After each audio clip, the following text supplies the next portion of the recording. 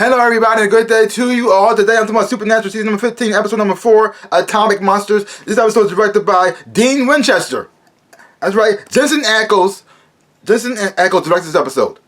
Dean Winchester stopped fighting monsters for a second and directed this episode. And I gotta say, it was really good. It was really good. Because it starts off like you think it's going to go like another Monster of the Week type of episode. But it had those moments in there. But it takes a different spin on it. And do a different twist on it. And it makes you, and at the end of it, you don't feel so good that you killed the monster. You really don't. You actually feel bad for the monster. This is the first time I actually really watched an episode where I actually, after the monster died, I said, oh man, maybe they could have saved him. Like when you win, you feel like you're still lost. Like, First, it starts off mind blown already. You haven't, it looks like it's in the future.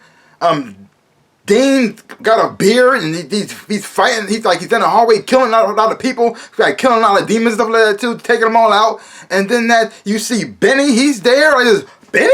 I didn't see him in a long time. And okay, he dies. And the next thing you know, it cuts to Sam using his demon powers again. And talking about demon blood and stuff. I said, what? That coming back? Is that coming back? At first I didn't know what was going on. I said, did I miss the episode? What happened? What's going on? And then it shows Sam using his powers and he kills somebody. And next thing you know, Sam wakes up and he's having a dream. Now, I don't know if this is the prophecy or the fact that in the future. That's a nightmare he's having because he's having a bad day right now. Or the fact that he had to kill Rowena and now he's spiraling and he's kind of going through a little bit of depression. Life is hard with the Winchesters. It really is. They lost so much. Even though they're saving the world, even though they help so many people, their personal lives is, well, trash. And now it's really started to wear on them. It really is. And Sam has now recovered from the whole bullet wound he got in from the God gun, so he's not having a good day. And so you got Dean seeing his little brother going through this kind of mess, seeing his brother not leaving his room, see his brother going through depression. He said, dude, we gotta do a mission. We have to do a mission. We gotta get out the house, and we gotta do a mission. And the mission is they gotta stop a vampire. That's it. A vampire is at a school taking people, and so they gotta find out who the vampire is, kill it, and then move on, and then hopefully get them back in the rhythm again, get them back on track. I'm not saying the feelings they're going through is going to go away. They'll be all happy and sunshine now. No, but the thing is though, they're going to help them move forward. It's going to be hard. It's going to be times they're going to be feeling down, a little depressed, but they got to move forward for the mission, for the greater good, for the sake of all mankind. Yes, the weight of the world is falling on them, and it sucks. And they lost a whole lot, been through a whole lot. They both went to hell, and they came back, but they still have to keep moving forward. And you see them pretty much like getting Dean trying to get his brother back on track. The best way he knows how. Like killing a vampire. And then you find out who the vampire is, and that the vampire is like, in a way, even though the vampire is the bad guy in this episode, in a way he's kind of the victim too. And so like this, so when he does die, you just, oh man, and you see the sacrifices that his parents had to do to try to help their son, because even though they didn't like the fact that their son was a monster now, they still love their child, and they don't want to kill their child. And so the next they went through to make sure that child happened, the child stay happy, it was like, also messed up. Because at first, they come off as these helicopter parents who don't care about nobody else but their kid. Like, because there's a funeral going on because a girl dies from the attack. You find out later on it was their son, and all they care about is having their son play his game so he can get recruited because the recruiter's coming for Harvard. That's it. And you think, oh my God, that's all they care about? That's not important. A child just died, and you worry about your son going to Harvard? First you hate him, but then towards the end, you actually love them, and you feel sorry for them, and you actually see what their point of view is like, oh man, crap. And then, now you got that storyline going on, you got the other thing going on with Chuck. And Chuck's feeling a little down right now. He's not feeling fully himself. He had the hole in him too. His sister rejected him, and he had nowhere to go. So he turns to the person who sucks up to him the most, who loves everything he does, worships the ground he walks on. He goes to Becky. He goes to Becky because he knows deep down, as soon as she sees him, she's gonna love him. She's gonna praise him, and then he'll get that feeling of goodness. He belongs inside of him again. And she kind of rejects him at first, but in the end, she ends up giving him a pep talk that most likely is going to screw over Dean and Sam again. Like, oh no. Like, it kind of better. He was depressed. Now that he's happy, it's not good. It's not good. And then the thing he did that shocked me the most, he Thanos'd her and her husband and her kids. He Thanos'd them. Chuck Thanos'd them.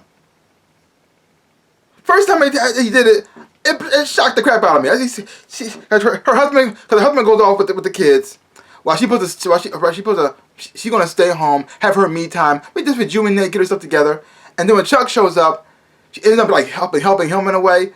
But also, she told about her business, that she's doing well in life. She doesn't need Chuck anymore, stuff like that too. And Chuck, even though he doesn't like the fact she doesn't need him anymore, he also kind of, in a way, he kind of feels happy for her a little bit too. And then when she ended up convincing him to start writing again,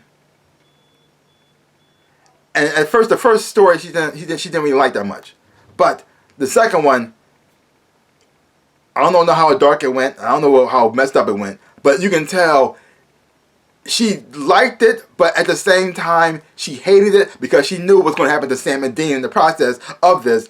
Excuse me, which is going to be really messed up. And she said, dude, no, we can't go this dark. This is really messed up. And then her husband shows up. And he just snaps his fingers, and he turned to dust and disappeared. He Thanos'd them, her husband and her kids, and also her.